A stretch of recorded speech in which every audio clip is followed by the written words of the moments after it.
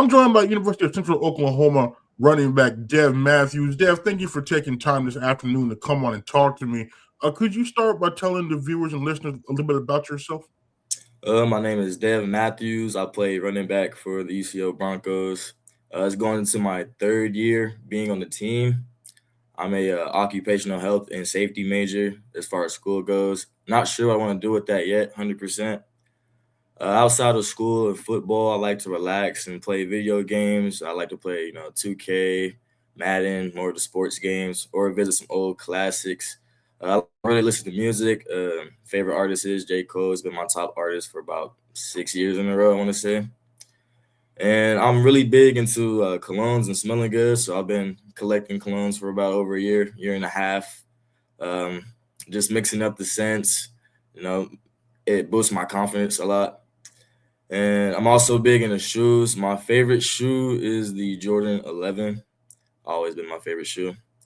And then I like spending time with my family, friends, girlfriend, and I just like living life simple. Okay, now you said you're an occupational health and safety major. Now, what does that all entail? It can entail into construction. It can entail into like plants, chemical plants, warehouse jobs. So you can be like a supervisor for a warehouse, a construction company, be an overseer for a construction site.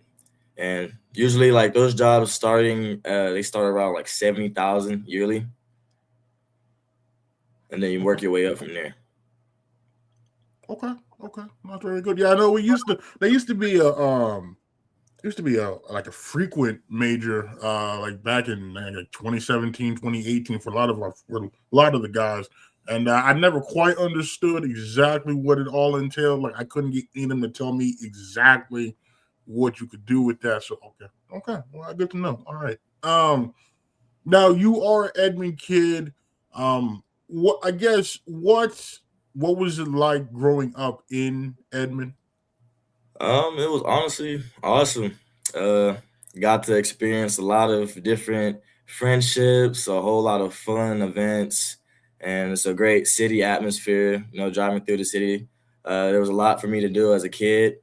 Go with the friends in the neighborhood. We'll go to different stores. You got basketball, football in the backyard, and it was a pretty peaceful place. And now you went to Edmond North, and at the time they have been down for a decent bit there. Kind of talk about like what I don't know. I want to say state, but like when you first went there, what kind of was like the vibe around the program? What were the expectations like? What was that like? Freshman year, you had your freshman team, and then you had the varsity. So being on the freshman team, it was a whole bunch of competitive nature and a whole bunch of like will and hunger to win. Like I just wasn't the only one that wanted to win. It was a collective. And then as I got to varsity, I feel like the expectations for the team like changed every year. We'll bring in new coaches yearly, and then they'll come in and say their spill on what they want the team to accomplish. But I just always felt like you'd have a select few that were always on the same page and were willing to do what it took to get to that next level and what the coach wanted you to do. And then there was a bunch of people that I felt like were just there for the jersey and some pictures. So it wasn't really like it wasn't really a unit, I'd say. It was some separation in some aspects of it.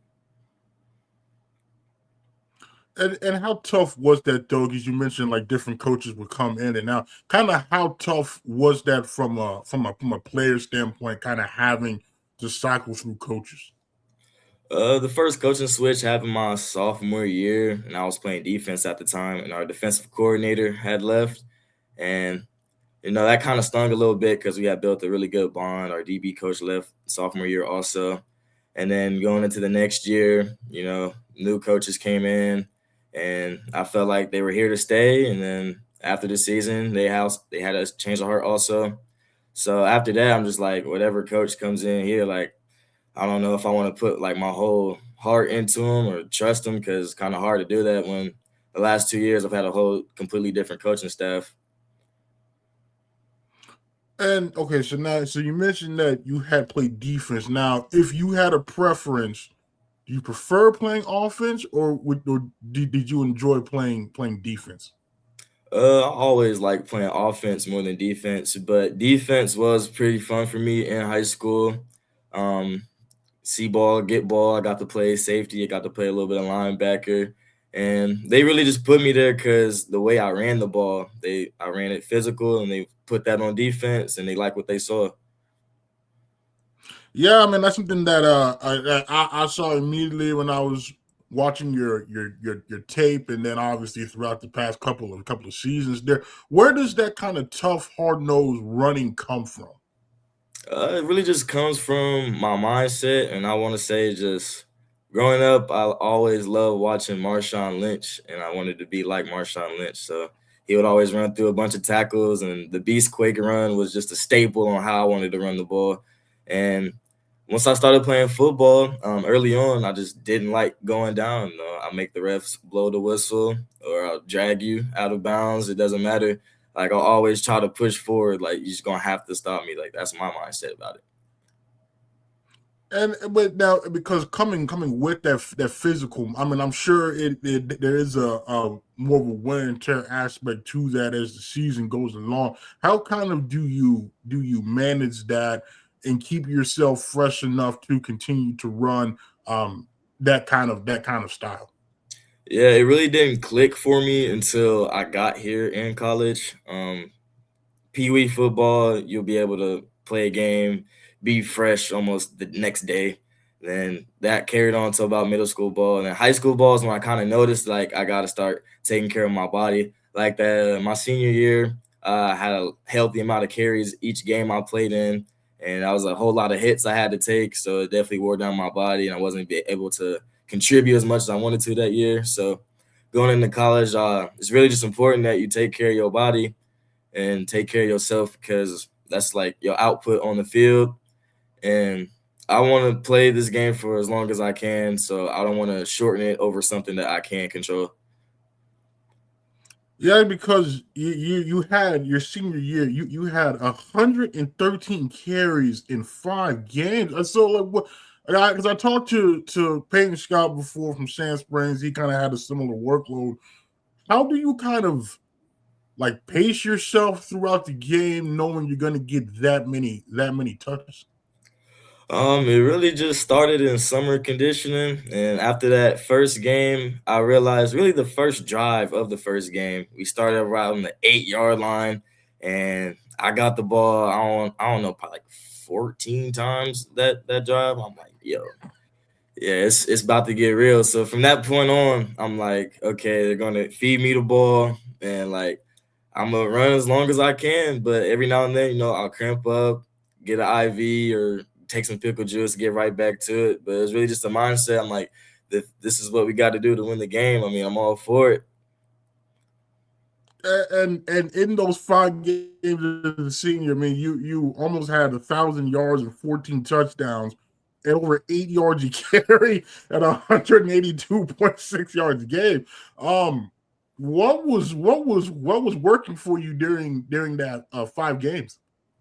Really just eating, carb loading as much as possible. Always staying hydrated as much as I can, and just remembering like what I do it for whenever the times get tough in the game. Carry number 20, whatever. Just remembering my parents smile after the game, my teammates cheering on the sideline. That's just what kept me going. And now after these, massive carry games, I mean, how were you feeling physically after that? Like, could you feel the effects of it at that point? Had you kind of gotten used to it at a certain point? Like, how were you feeling after those? I'll say I really didn't feel it after the game. After the game, I would be exhausted. So I wouldn't really like everybody wants to go out and hang out. I'm like, nah, I'm going to go home, chill. But I really feel it the next day. That's usually when you feel it. And they'll have the training room open up. You can get an ice bath. And I'll take an Epsom salt bath. I'll stretch out a little bit, try to get the body as fresh as possible for the next week. It's tough. So now, when you look back on your time at Edmond North, I know you only played in that, from what I could find, 9 games as a junior and senior combined. What kind of sticks out to you the most during your time? Really, just I'll thank Edmond North for giving me my confidence and my swagger back. I feel like I kind of lost that my junior year because it really went nowhere near close to my expectations that year. And then the new coach came in, Carter Whitson. Then he just really like invested in me and then trusted in me early on. And then they started feeding me the ball, and then slowly and slowly I started getting my confidence back to the point where I was like mentally like unbreakable. And like you're gonna have to tackle me, you're gonna have to rally to the ball, you're gonna have to go low. Like that's what Edmond North brought back to my game. Now, okay, so since you mentioned you had kind of lost some confidence there, how did you go about building that back up? Just being patient, taking it day by day, a lot of praying about it, and every opportunity I got, there was like some, I would say, fear, and then slowly, it was just like, this is like your dream. This is what you want to do. You want to play in college, so you're gonna have to be able to take that next step and be brave. And so I took that next step, and I really didn't look back. And now you obviously you end up at UCO. Now, obviously, as an Edmond kid, I think you're very familiar with UCO. I mean, it's in the same city. So, what was it about them that stood out to you during your recruiting process that said, you know what, I want to stay home. I wanna play for UCO. Yeah, I took my visit up there and met some of the players. Took about 15 minutes, I'd say. We were just conversating, and it just felt like family. It felt like I knew those guys for a quite long time. I was already getting familiar with a lot of names on the team, and then I was getting phone numbers. I was just a whole lot of love up there, and I'm like, this is a place where I want to be, where they appreciate, Dev Matthews and not the number that's on my back on Saturdays. And now you also have a teammate with you, Braden Turner. Talk about like how did that help you? Because I know that adjustment from high school to college can be kind of tough. What was it like having somebody that you already really knew, that was already a teammate of yours, that's going through the exact same thing you are trying to adjust to a new level of football? Back from what I said earlier about high school, how certain guys were willing to do what they had to do to make the team complete one goal. Braden was always one of those guys. He was really tough kid. My lead blocker for most of my senior year, and just knowing that we're going through the same thing. We'll always go through it together. We'll always talk to each other about it, and always keep each other updated on like stuff we're going through on and off the field, so that way we can just keep it pushing. And what would you say was the biggest adjustment going from high school football to college football? First day there, just the speed of everything, First time practicing with the team in fall camp. There'll be a cut open. You wait a little bit longer. Cut's not there anymore in comparison to high school, where the cut's open. You can look around a little bit. Cut's still gonna be there. So you really just gotta be really precise and decisive with your decisions in college. So I got that early, and I felt like I was able to progress my game based off that. And now we get to your freshman year. Now, I'm not gonna lie to you. I thought based on your running style, I was like, skill wise, yes, he can play now. Yes, I felt like he could contribute. But I also was just like, since the MIAA, I worry about the physical demand. So I had you pegged for red shirt. So Yeah. when I think Jalen went down in that Kearney game, and I saw you on the field, and then you got a touchdown, I was like, oh, okay. When did you, like, when you signed, did you have an expectation of yourself that, like, I'm going to see the field one way or another, or did it just kind of naturally happen for you then? When I signed, I just told myself find a way on the field, whether it's special teams or getting a couple reps at running back. So going into the summer program, you signed, but you really gotta prove yourself again. Like this isn't high school anymore. So I showed up to workouts every day, ready to work. I got better every day, and then practice came. I kept making plays in fall camp, and like I just didn't want to give them a choice to redshirt me. Like I wanted to see the field somehow, some way. And when you got in the game against Kearney, you got the touchdown there late because that kind of was a big touchdown for us. Really helped, I think, put the game away there. What were the emotions like there for you when you got those carries when you scored your first collegiate touchdown? It was kind of surreal, like they put the young bull out there. They depended on him to go get the touchdown, and I'm not gonna go let the coaches down. So, before I even got the handoff, and when they called the play, I told myself, you're gonna get in that end zone. And then once I did, it was a whole lot of support on the sideline, a whole lot of helmet slapping.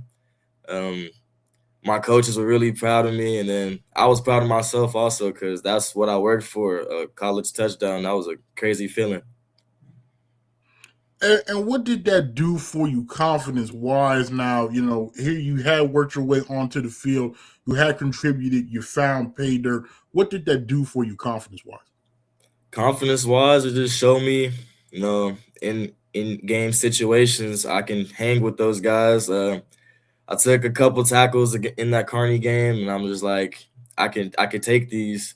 So that was like one of my big concerns going to college was like the physicality, but I felt like over time didn't really become a worry.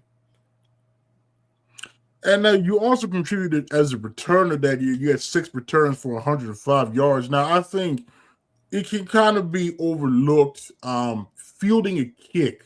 Kind of about like how difficult or what are the challenges of fielding a kick maybe compared to catching a football or receiving a toss? Really, kickoff return kind of just let me play a little free, if that makes sense. I didn't really do a lot of kick return in middle school, high school, but it's just the fact that one week they put me out there and they trusted me and they actually called some returns in my favor. And then being back there with Kobe really just helped me play really relaxed because Kobe was a really elite returner. So it was honestly an honor to be with Kobe. And yeah, fielding kick returns was honestly pretty fun. Like the whole freshman year, the whole last half of it. Even though I didn't really get to crease any, take him to the crib, it was really exciting. The adrenaline was pumping before the kickoff. And when I caught the ball, it's go time. It was, a fun time. And now, okay, now because you say kickoff, it's more free. In what aspects would you say that it's more free than when you're at your position of running back? I mean, you get the ball kicked to you, and it's supposed to go one way. If you really trust yourself and really confident in yourself, you can just say, you know what, screw it, I'm gonna go this way, and then it could work out for you. Um, Kobe actually did that a couple of times. We had the call back there, and I'll echo it, and he'll be like, "Nah, we gonna do this," and we did it, and we got good field position. That sounds like Kobe. So you finished your freshman season there. You were able to make an impact. Did it meet your expectations going into it? Did it not? How did you kind of feel about your freshman season? It kind of exceeded my expectations because early on, Jalen first string, Bill second string, and me, I had to work my way up, and I got the third string. But it was really just an honor to be able to, watch those guys work in practice and watch those guys go to work in games to see what I need to do whenever it's my time to go in. And now, I've been dying to ask this question because when I saw you, I think you did was the inner squad, like the Meet the Broncos scrimmage, and I'm down there with Mr. Ross Scott, and I'm like, did Will Mason duplicate? Because why do we have two running backs that are like of similar build? And then I'm looking on the roster, I was like, oh, that is Dev. What talk about your offseason there? Because that's like a 180. I'm like, okay, I know Jalen did this the previous offseason, but this might be more impressive than that. So what did you do that offseason to get to where you were? I just set a goal for myself, and I didn't aim to get to about 220 pounds, but it happened. But I did want to gain some more muscle and some strength, of course, and just trusting in the strength staff and definitely eating the right things, protein. They'll feed you nutrition at the facility. So they really just took good care of me and told me what they wanted me at, and I just bought in. And how tough was that though? Because I feel like it could kind of be easy to kind of get away from that. But like, was it tough for you to stay disciplined on that, or did that just something that like, all right, I'm going to do it because I know the end result will be worth it? It wasn't tough at all, just knowing what could come out of you investing in the coaches and the strength staff just always kept me open to whatever they had me doing because I just wanted to see the field next year and I was willing to do whatever it took. And now getting up to 220, or were you ever afraid that might maybe come at a cost of you maybe losing a little bit of speed, or did you always feel like you could handle that weight? I did have some concerns about it, but as I kept going week by week, weighing myself and then comparing the weight to how I was running out there on the field and workouts, I honestly felt the same. So I was like, you know what? Yeah, let's do it. I'm all for it. I wasn't really worried about the weight being too much for me to bear or anything like that because it felt good. It was good weight, some muscle mass. And now you enter the season once again, third string, and I always felt kind of bad at times. Like during the season, opposing commentators would say like, "Oh, yeah, he's a third string running back," but several times Coach Doyle has always told me that like he had three starting running backs in you, Jalen, and Will. What kind of was it like though, splitting those carries? Because I mean, here you are in high school, you're going from 113 carries in 5 games to maybe 5 carries this game, 7 carries that game. What was that adjustment like for you? I knew early on in the season, Jalen's coming back, Bill's coming back, so I was just still hungry, still staying patient for opportunities to come my way.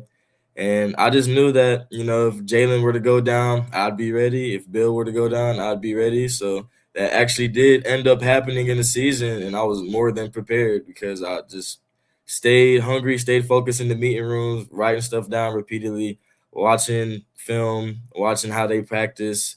So that way it's my time to show up in the game. I'm not scared. I'm not going to shy down from it. I'll excel. Yeah, I think because the first time you got double-digit carries in your career was against Northwest on the road there. Um, how were you feeling about that? Because I think that was the most touches that you had in the game at that point. Did that do anything for your confidence, scoring a touchdown in that football game, having 60 yards against one of the better defenses? I'll say my confidence stayed about the same because I just knew I could go out there and do what I did. It's just that I needed the opportunity to go out there and showcase it. Getting the 12 carries didn't really worry me that much or anything like that. That was a pretty fun game in my experience because that was like the first game where, somebody needs a breather. I'm the next man up instead of being the next man after that. And knowing that, did that change anything for you, the way you prepared, the way you practiced or watched film, or was it kind of business as usual? It was kind of business as usual, just going into the week, knowing that Jalen was most likely not going to play this game. Just wake up, look myself in the mirror, and be like, it's your time. Don't shy away from it. Go out there and be a man. And then we get to Fort Hays. That's your first 100-yard game. You had a career-long 62-yard run in there and had a touchdown on just 10 carries. What was working for you in that one? In the Northwest game, like second half, I ended up rolling my ankle, so I had to take some time to fix all that. So I didn't really play against UCM the week after.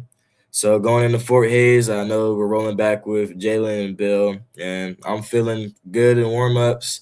And once again, I'm just telling myself, if your opportunity comes, don't shy away from it. And I remember the second quarter, clock's ticking down to 0. Doro looks at me, says, "You're going second half." I got so happy when he said that. Going into the locker room, I'm just like, okay, it's about time to showcase what everybody's really been waiting for. And I got in. First drive wasn't really the greatest, had to turn over. And then I go back out there. They call outside zone play. I see the first crease, knowing that those creases are pretty hard to come by in college. I hit it as fast as I can. And then after that, break a tackle. And then after that, my heart was just racing so fast. I was like, oh, I'm gone. Like, ain't nobody finna catch me or nothing. And now, how are you able to stay in balance? Because if I recall, you're kind of near the sideline. I'm like, oh boy, I hope he doesn't inadvertently step out in the process of trying to break a tackle or make a move. How were you able to keep yourself in bounds there? I know when I hit the gap, their linebacker tried to give me a good pop, but I was pretty much taught from my first year in college, pad level is pretty important. So when I hit the hole, I got my shoulders low. And so when he hit me, it honestly propelled me up into that acceleration phase. And then I got the sideline and just kept it chopping. And so now, having your first 100-yard game there, you had the big touchdown. It was a big road win for you all. Fort Hays is a hard place to play. What did that mean to you to have your first 100-yard game in an environment like that, getting a much needed win for you all? It really meant a lot to me because that's a goal I've always had, and it's what I've been working for. Actually, early on into that game, when they were rolling with Jalen and Bill, and I would always have to be, ready on the sideline just in case anything happened. Fort Hays has a nice heckling student section, so I was called a water boy, and I'm like, okay. I'm like, y'all better not let me get on this field. So I got on the field third quarter, and then fourth quarter closed it out with a couple good carries. And then just looking at the student section after the game, they were zipped shut. They didn't know what to say. I will say their student commentators on the broadcast were equally stunned because they couldn't believe the third string running back was doing that. And I'm like, you're kind of wrong, but you're not, because they only could go off of the depth chart. But I'm like, also, it's not the kid. I feel kind of bad, but yeah, that I know Fort Hays. I've heard it's a very tough environment there, so I always enjoy whenever we get the win there. Yeah, and then a couple of weeks later, well, I guess that kind of started a stretch for you where you ended up scoring 9 touchdowns. From that point on, how were you able to find the end zone so much there down the stretch? Really just a mindset thing, confidence, especially whenever they'll sub somebody out and tell me to get in there by the goal line. My whole life, just goal line runs have always been really important to me because it's like you're right there. Like nothing can really stop you. It's about 2 yards. It's gonna be like a 6-second play. I remember the first time that happened was in Emporia. I got the outside zone handoff. Safety tries to fill up the middle. I'm like, nah, I'm getting into the end zone one way or another. Okay, you make it sound easy, but I feel like, though, for those of us that are watching the play, I mean, it's like, all right, everybody knows they're going to run the ball. The box is stacked. So it's like, it's almost a test of wills there because I mean, your five guys can only block so many guys, so then it becomes to you having to try to, like, by sheer willpower, forcing your way in there. Is that like a pride thing at that point though, where it's just like, I'm not gonna let you stop me from getting this touchdown? Yeah, I mean, told you earlier, I don't like going down. So if you're gonna tackle me, you gotta earn that. Then you had your best game to this point of your career in the season finale up there in St. Joseph, Missouri, with 16 carries for 145 yards and 3 touchdowns. What was going on there? Because I think that caught everybody by surprise. Yeah, the whole week after we played Missouri Southern, Bill sprained his ankle, and I told myself, all right, it's gonna be you and Jalen next week, and just getting myself mentally prepared for that game. And Jalen started off the first series, and then I got subbed in. And my first carry, got the counter, took it to the crib. And from that point on, I was like, I feel super free, relaxed. Like it was the last game of the season. Might as well let it all out now. And then just on top of that, I figured the Missouri Western was like, okay, we got their third string running back having to get carries. I kind of like take pride in that because I'm not the typical third string, and I just want my respect like a first string. So I had to go out there and show them. And ending the season like that, not only for you from the individual standpoint, but just the way you all played in that football game, just completely dominating from start to finish. I think that was like the worst home loss since like the early 90s, like that. What kind of did that or does that do for you all and do for you heading into the offseason? Just knowing that it's possible to dominate a game like that. And the most important thing for me that I started telling myself after the Fort Hays game was just, you had a good game, but, can you do it again? So I always just told myself, try to be consistent with that. And if you can, try to be able to do more than what you did, because it's always possible. And so now heading into the offseason, the running back room, it kind of is looking different now because Jalen's graduated, right? Will's transferred. So now you go from third string to assuming at this point in time that kind of you're the top established dog in that room. How do things kind of change for you from a expectation standpoint, from a leadership standpoint now, not only being upperclassman, but now like the leading returning back?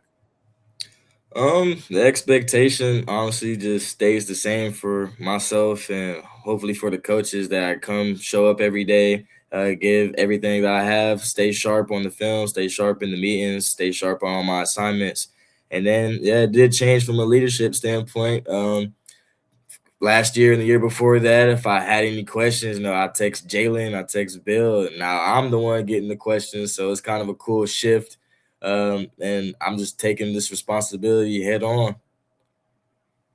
And has that been a tough adjustment for you? Has it come naturally? How's that going? I feel like it's come naturally, underclassmen text me something, and I'll be like, you need anything else? I'll pick you up. I'll take you to workouts, and I've done that already a couple times. I've helped jumpstart a car.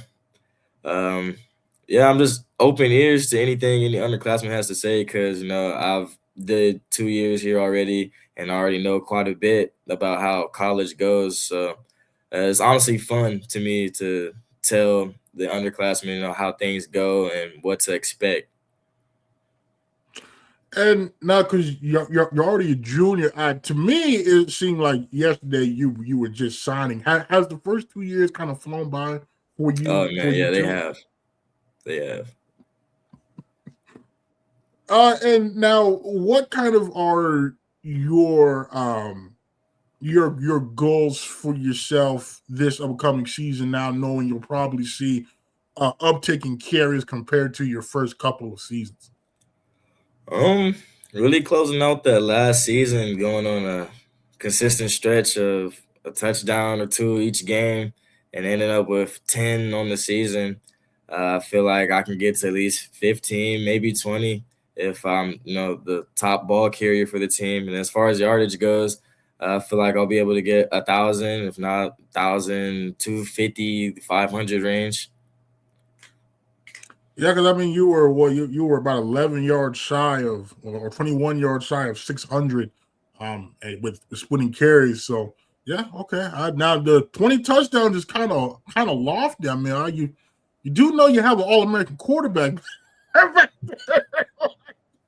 Yeah, I know. I don't know how you talk to Jet about that. All the touchdowns ain't got to be rushing. I'll be able to go do some damage in the receiving game, work on that in the offseason. And, at the end of the day, I know Jet's back. So if he's slinging that thing and it's working for us, I'm perfectly fine with them continuing to throw the ball. Because, I mean, if they can't stop it, they can't stop it. As long as we get the win, that's all I really care about. And now your other teammate Braden is now kind of the elder statesman in his room too. So now he's also going through a similar thing as you are at this state as well. Have you all leaned on each other kind of about that, talk about that process, or like both of you not having to kind of step up from that standpoint, and what has that been like, going through that with somebody else? I feel like that just came naturally. Me and Braden got to run it with the old guys in practice and travel to all the games our freshman year, so we got to learn a lot early. So over time, I felt like we naturally just developed into taking a role of a leader and being able to tell the underclassmen how things go, what to look for your assignments in blocking and run game and things like that. And I guess a final football related question for you, I guess, would be as Edmond native, is there more of a sense of pride when you put on the bronze and blue and you go out there? Do you feel a sense of I don't know, like pride or that you're showing that you can play high school at North, Memorial, Santa Fe, whatever have you, and stay home, play at a high level, and win football games? Yeah, man. Every Saturday I put that jersey on. I just always remember what I did to get here and where I came from. So it's really a blessing. Hopefully the kids at Edmond North just look up to that and know that it's possible. Um, they don't even have to settle with UCO. Just set your goals bigger than that. Go D1, all that's possible. So that's what I really think about whenever I put on the jersey each Saturday. And now when it comes to the jersey now, because you wore number 20 as a freshman, you changed number 6 last year. What made you decide to change numbers? I really just wanted to rock a single digit. I feel faster, more free in a single digit than a double digit jersey. And then my whole life, except middle school, I've never worn a double digit jersey, so it really just didn't feel right. So I asked for the switch as soon as I could. But I understood, I was a freshman, so I have to wait to get a better number. But yeah, 20 was probably my best available option as a freshman. Oh, and what is that process like though, switching jerseys? Is it like a seniority thing where they go by like seniors first, juniors, sophomores, freshmen? Is it starters first? Like how does that work? It goes by seniority, so I went in as a freshman, and I think we were the last ones to be able to send whatever numbers we wanted for our jerseys. I had a couple of teammates say, "Oh yeah, I'm about to get this number, come out wearing number 85, 89 as a corner." It's just something you're gonna have to take pride in and just suck it up, because I mean it happens to almost everybody. You're not gonna get the jersey number that you want out the gate. Yeah, those single digits are very hard to come by. I don't think I've ever seen a freshman rock a single digit. That I can recall. I think the closest was Dylan. He wore number 10 his whole time. Not quite sure how he pulled that off, because he was even wearing that as a true freshman. But I know it's very tough there.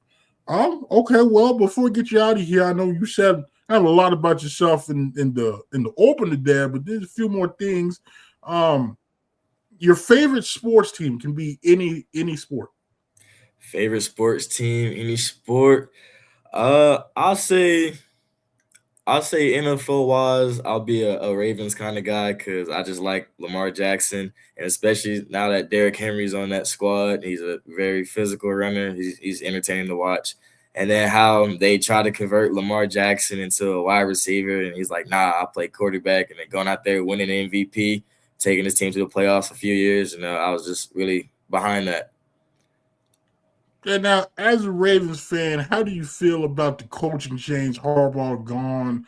You feeling confident about this? Do you feel like they kind of kind of did Harbaugh dirty there? Do you welcome the change? How are you? How you feeling? In my opinion, I feel like they did Harbaugh kind of dirty. I feel like all of that wasn't really not making the playoffs wasn't all on him, but he's been there for a while, and I guess every so many years you need a change if anything's not working. So maybe a new coach would, I don't know, light a spark into the team to go further into the playoffs and hopefully a Super Bowl.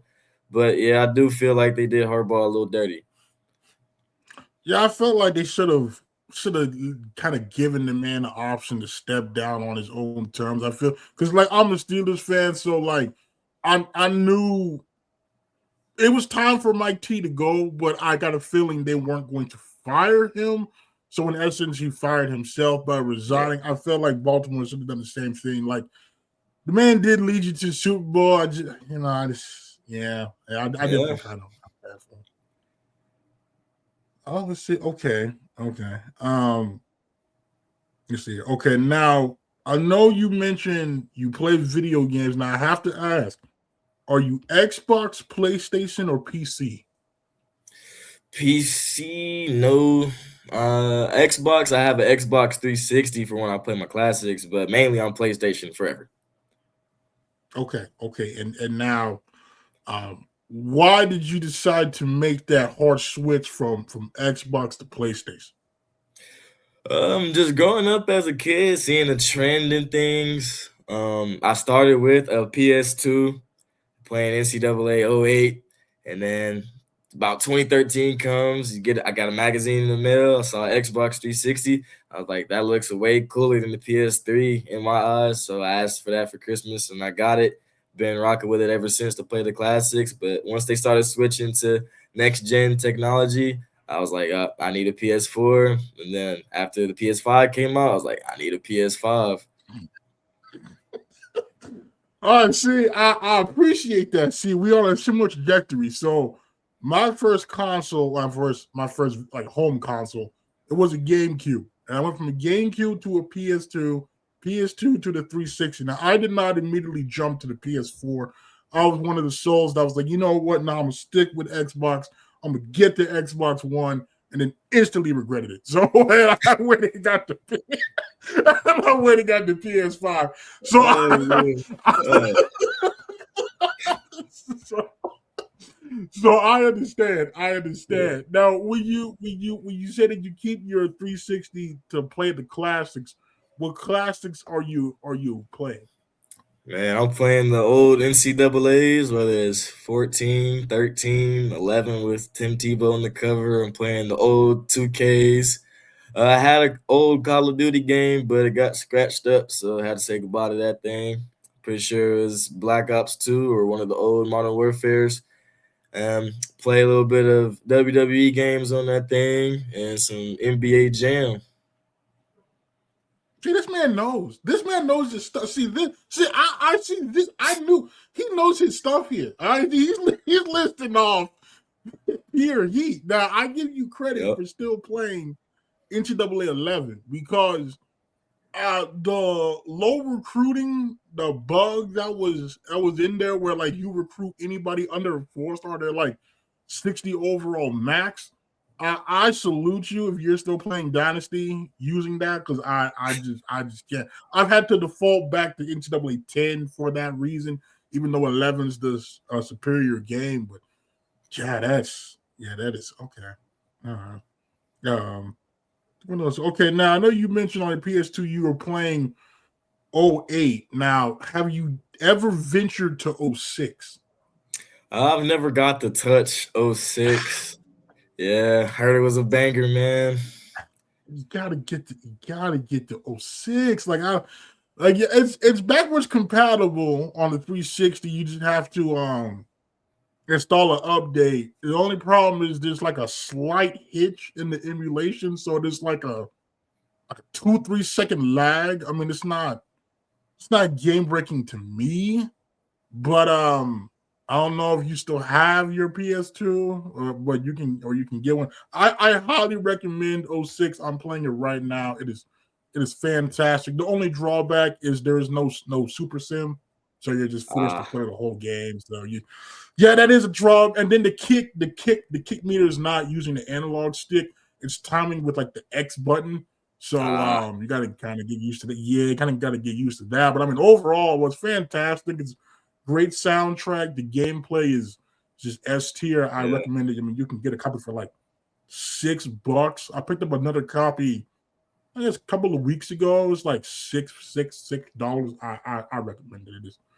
It is the best on the PS2 era. But okay. Yeah, I've heard, man. This man gets it now.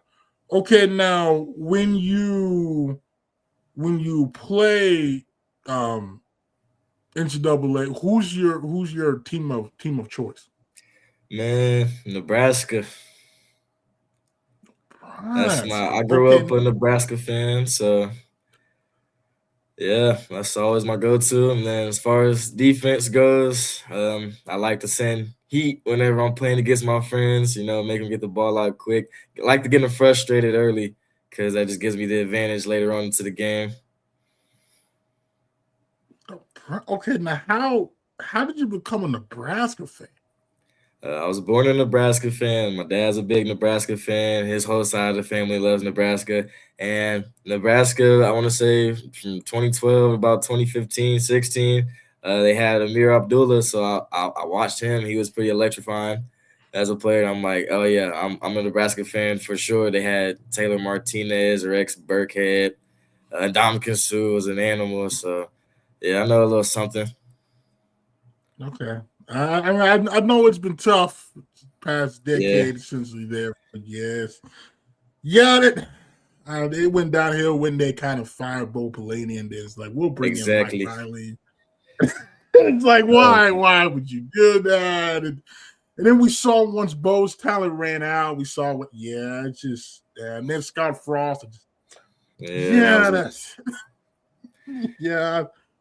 I feel for you because I was like that 1 year when someone was saying like they're the best 3-win team in college football history because of all the 1-score losses. It's like, that is pretty tough. So I salute you for staying with them now. At least you got Matt Rule, quality coach. You all lost Raiola, so I don't know how it's going to go for you all, but I feel like we'll be okay. Okay. But shall see. Let's see. Okay. And now when you play the 2Ks, who's your team of choice there?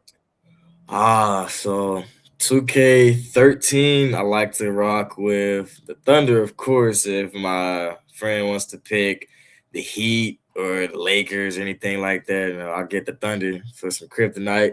They'll have James Harden sitting on the bench, subbing into the starting lineup for Thabo Sefolosha always.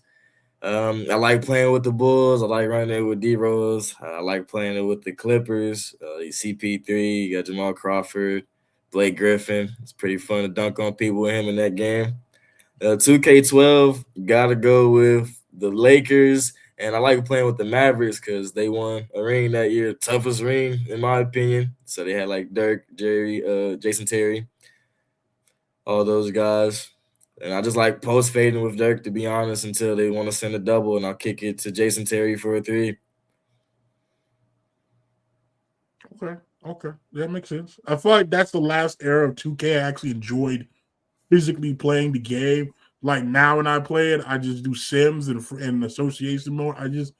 The gameplay now just kind of sucks to me. The life of 2K is kind of sucked out now, I want to say. Like, it's not as vibrant as it once was, of course. And then now, they love the microtransactions for anything you want to do online. So that's kind of frustrating as it is. Got to pay to play. But yeah, 2K11 to about, I'll say 17 was probably like my favorite era of 2K games. After that, it was kind of going downhill. Yeah, 2K11. I remember when that hit. That was massive because they finally got Jordan in the game. Nah, Yep. yeah, those were and the soundtracks, in my opinion, were significantly better too. But okay.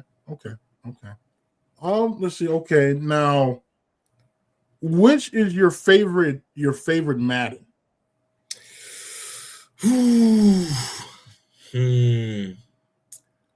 I'll say I don't really got a favorite. I got a couple favorites. 11, 12, and 13. I loved all those games. Madden 16 on the PS4.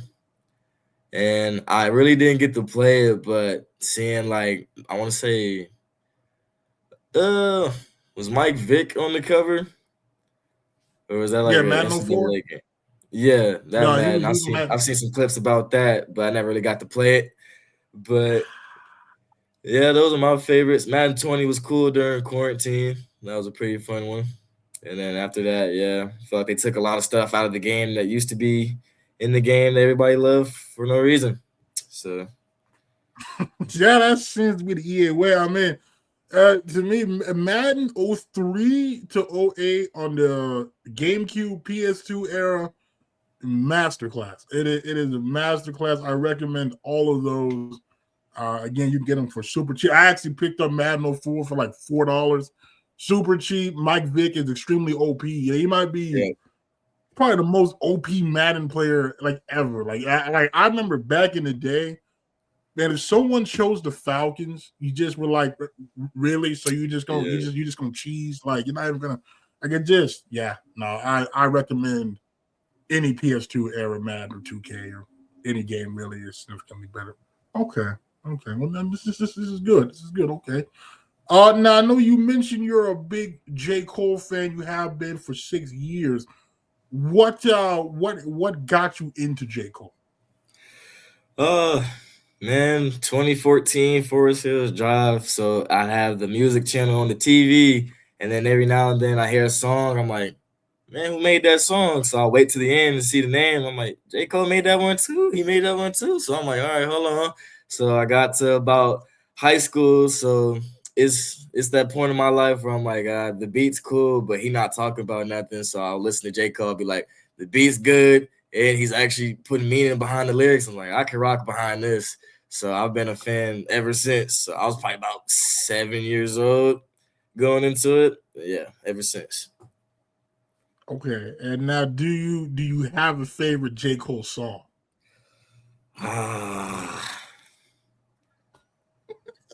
Man, I don't even got a top favorite, but that's too tough. I'll say I'll give you a couple that I just love. Rise and Shine from the Sideline Story album.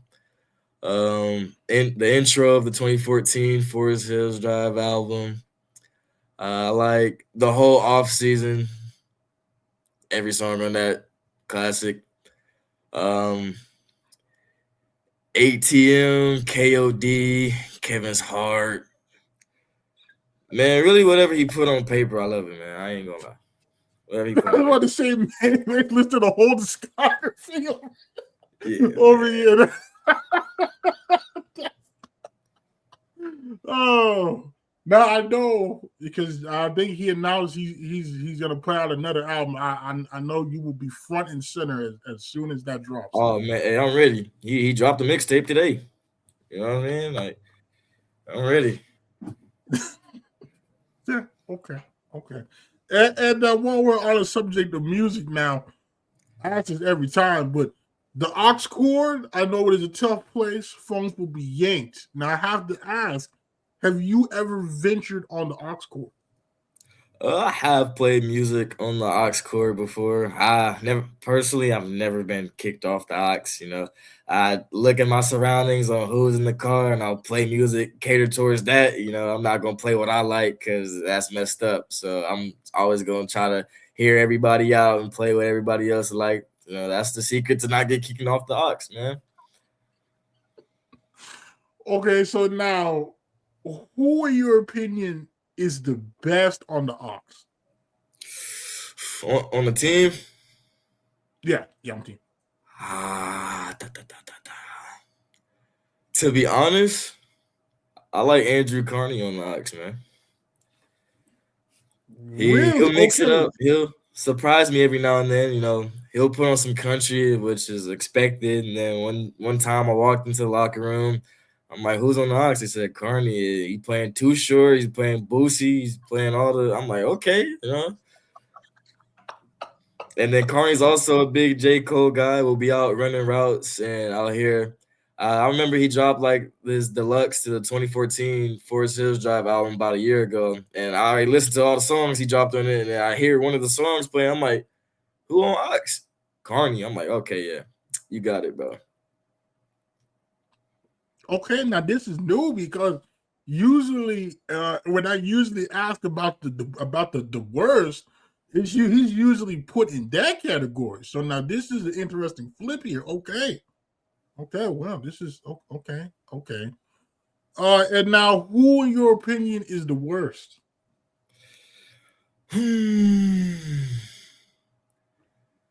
Man, I'd say really any underclassman is the worst because they play the stupidest songs I've ever heard. I don't even know how they came around these songs. Like, I don't even understand. Like, you'll listen to a song, it's a cool beat, but bro, it's just screaming into the mic, and you're not even understanding what he's saying. I'm like, yo, like, but whatever works for them, I guess. But I just really don't like when the underclassman hops on that thing because anything can be played at that point.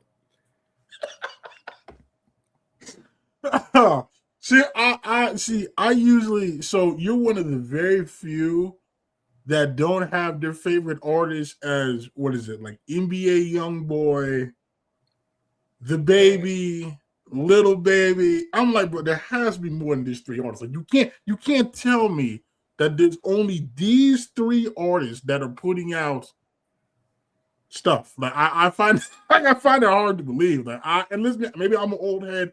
I've tried to listen to. I can't. Like you said, the beat is great. I can see, if I was late teens, early 20s, yeah, I'd probably vibe to that. I mean, I got old stuff I used to listen to that now comes on.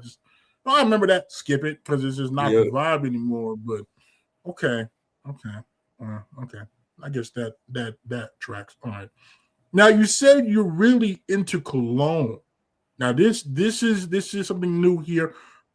How did you get into cologne? I remember I visited my grandma about springtime of 2024, senior in high school, and one of my cousins pulled up on me, gave me a bottle of cologne. It was a Coach cologne, and I liked it. Kept it in my car, sprayed it on myself before school, and then I was rocking with that until after the football season, my freshman year. We made a run to Kohl's as a family, and I was just like looking at all the colognes in the Sephora inside the Kohl's, and I smelled some. I'm like, hold on. And I smelled one I really liked. It was a YSL, and I asked Pop for it. He ordered it. It came in. I sprayed it on myself. I'm like, cool. I need more. Like, and then it's been pretty bad ever since. I ain't gonna lie. Yeah. Okay, so on average, about how many different bottles of cologne do you keep on it? I mean, here at the crib, I think I'm sitting around. I think that's about 11 or 12 bottles over there. And then if I'm traveling, I got to bring about 5. I got to bring one I could wear every day, one that's cool for out the shower. Like, I put some on after the shower. Sure, I'm like, it's a pretty bad addiction. I'll bring one for date night. I'll just bring one for any occasion that may arise. Like, I'm always going to have a cologne on. Okay, so now how do you decide which ones make the cut for travel? So you just think about, the weather outside. So if I want to wear like a fruity, more floral fragrance, I'll wait until spring and summer to bring those out. So right now I've been rocking with the more sweeter fragrances in the cold. It's better to the nose and sticks out more. You don't want to smell like vanilla and lavender and 90-degree heat. Like that's not a good mix at all. So I always put that into account. I don't want to hurt anybody else's nose by putting on whatever I want to put on. Like, you got to be cautious about that. Like, you think you're smelling good, but like, it's a good smell. It's just at the wrong time. So no, I always put the weather into an account. Also, how long it lasts. If I'm about to do something quick, like a quick lunch or a quick get together, even a workout, I'll spray on some more like weaker fragrances. But if I know I'm gonna be out for a cool minute and I still want people to smell me, I'll put on something pretty strong. Okay. Okay. And now, of the colognes, which would you say is your favorite? Ah, man. I'll probably I'll probably say the first one I got is YSL myself.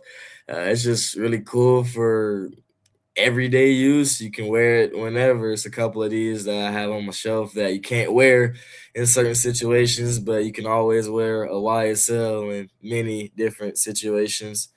But besides YSL, I'll probably have to go.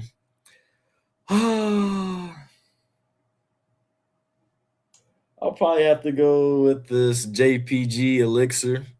It's a pretty strong, sweet fragrance. I like wearing it in the cold, so it's been in my rotation for a cool minute now, ever since the cold front started happening. But yeah, YSL is definitely number one. Okay. Okay. Well, hey, listen. If anybody ever needs cologne advice, this is the man. This is the man to ask. Cause Yes, this sir. okay. Okay. Okay. Let's see. Your favorite food? Favorite food? Really, really chicken in any form, except boiled or baked. But I can't go wrong with my mom making me some wings, all flats, fried pretty hard, pretty crispy. That's how I like my chicken. But really, a chicken leg, chicken thigh, wing, it don't matter, man. Just chicken. Okay. Now, what do you have against baked chicken, though? Baked chicken. I don't know. I don't got a lot against baked chicken. It's just everybody. I can't eat everybody's baked chicken. It has to be a certain select few that make it. I just don't like. It still gotta have some flavor and some seasoning, of course. I just don't want nothing bland. I've had a couple experiences with that have scarred me, so I'm pretty cautious about the baked chicken that I eat. Okay. Makes sense. Makes sense. Makes sense. Okay. Okay. Let's see. You have any pregame routines or rituals that you normally do?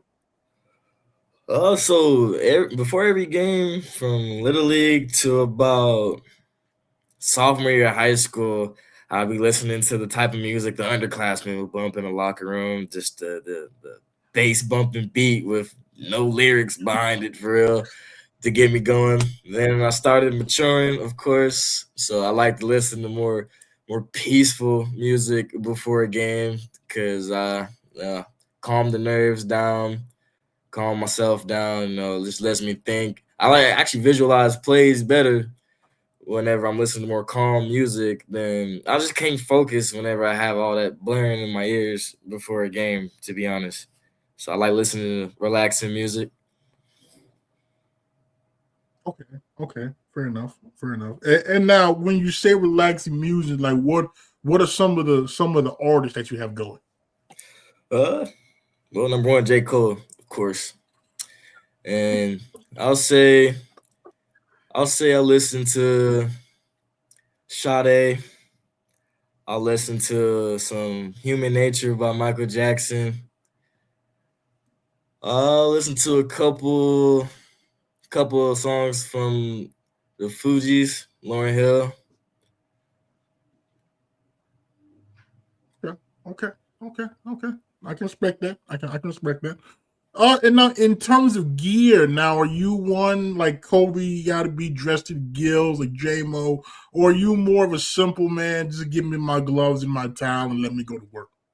I always wanted the gear growing up, and then it just kind of hit me in high school. I'm like, I don't even like wearing all this, to be honest. I could wear a couple things, just some small things, and feel good, ready to play in comparison to like it was a game of high school. Junior year, I wore like double sleeve, visor, long socks, tights, towel, handwear. I'm looking back at it now. I'm like, bro, I'm doing too much. Like, just keep it simple. So, now I just rock gloves, turf tape. If no turf tape, I might rock an armband, but that's about it. Oh wait, now how did you come to that conclusion that you were doing too much? Like at what point did that moment of clarity hit you? It really hit me after that season. Just going back through the pictures that were taken of you during that year, and then I just looked at myself before a play. I'm like, man, what are we doing? Like we're doing a little bit too much here. You got two sleeves on, you got gloves on, you got a hanging mouthpiece, visor. I'm just like, and plus, I mean, I remember that game. After that game, taking it all off just sucks, man. So I'm just like, I'm gonna just keep it simple. Now, so you had a hand warmer. I have never seen a running back with a hand warmer now. Yeah. I mean, I rock a hand warmer for, colder games to rock on sideline, but I remember that junior year, I think I was playing like running back and safety, so it's like I want to be dripped out to play safety, but as far as running back goes, like I even had spat on that game. Like I was just going AWOL.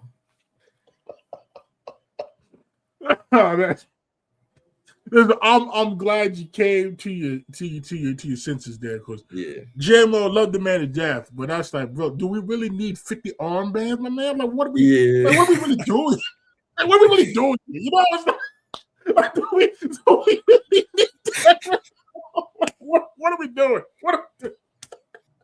Like, there's got to be a middle ground here somewhere.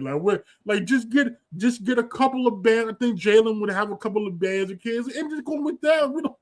We don't need like a calf or arm. We don't need a band. Yeah, it's one thing to put bands all over your arms, but getting to the legs is like, all right, now come on, man. So, that's great.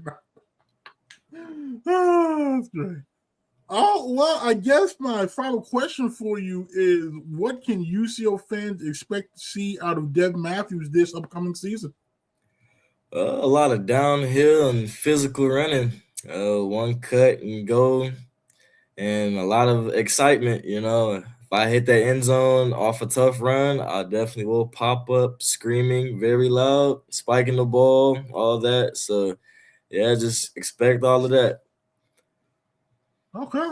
Well, Dev, I appreciate you taking time to come on and talk to me there. I'm wishing you the best of luck the rest of the offseason. And if you ever want to come on again, don't hesitate to let me know. Yeah, appreciate you for having me, man.